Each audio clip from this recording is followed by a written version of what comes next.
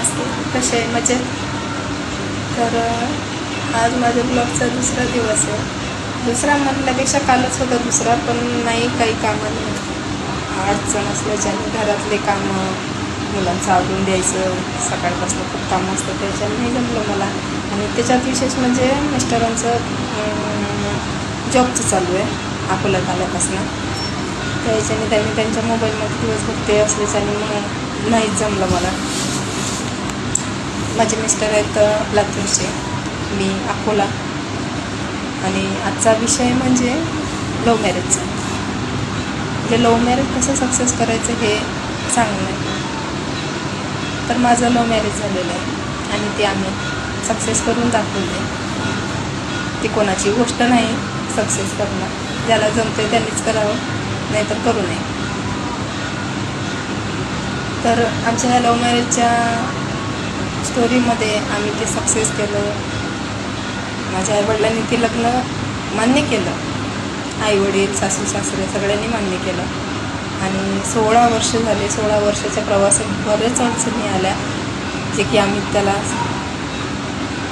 सामोरे गेलो त्या गोष्टीला. आणि कधीच खचलो नाही. भरपूर त्याच्यात भांडणही झाले, तरी एकमेकांची साथ कधी आम्ही सोडली नाही आणि अजून पण नाही. आणि शेवटपर्यंत असंच राहणार टिकून, ही आम्ही एकमेकांना वचन दिलं आहे.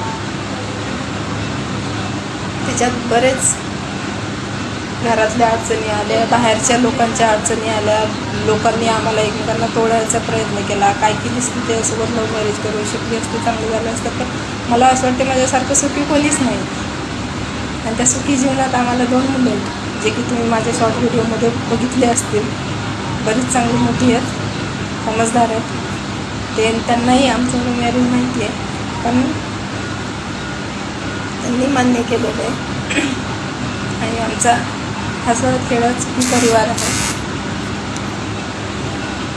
आणि लव्ह मॅरेजवर सांगायचं म्हणजे जे आजकाल चालू आहे प्रकरण, 4-8 दिवस टिकवतात लव्ह मॅरेज, किंवा एकमेकांना धोका देतात, मारतात काहीतरी कारणाने.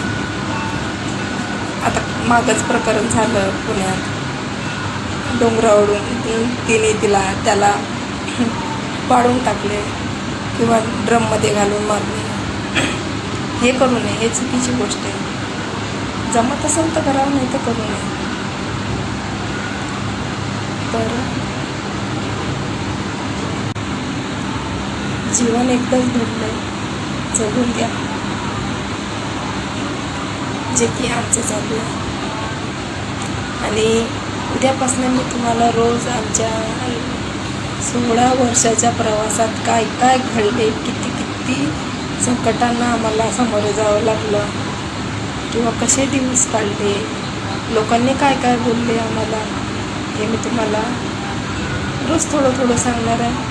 आणि ते तुम्ही ऐकून घ्यावं, हीच माझी इच्छा आहे. आणि आजचा ब्लॉग जर तुम्हाला आवडला असेल तर लाईक, शेअर आणि कमेंट नक्की करा. बाय.